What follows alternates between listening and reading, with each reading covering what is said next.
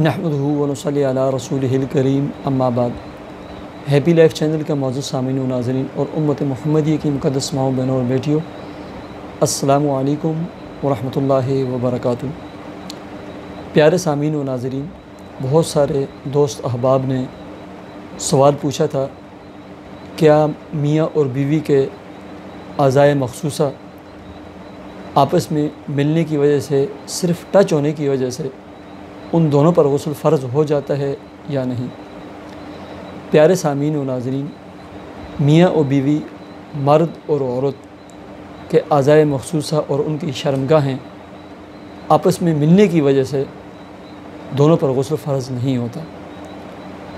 غسل تب فرض ہوتا ہے کہ مرد کی شرمگاہ کا جو اگلا حصہ ہوتا ہے، جو حفشہ ہوتا ہے، وہ عورت کی شرمگاہ کے اندر داخل ہو جائے۔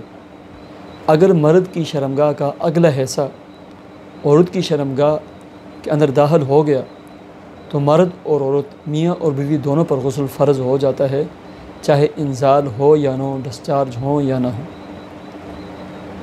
ایسے ہی کچھ لوگوں نے پوچھا تھا، کیا میاں اور بیوی دونوں اکٹھے اور بغیر کپڑوں کے سو سکتے ہیں؟ بالکل سو سکتے ہیں، لیکن بہتر یہ ہے کہ کوئی کپڑا اور سطر اور اوپر کوئی چادر لے لیں تو یہ زیادہ بہتر ہے، زیادہ اچھی بات ہوتی ہے۔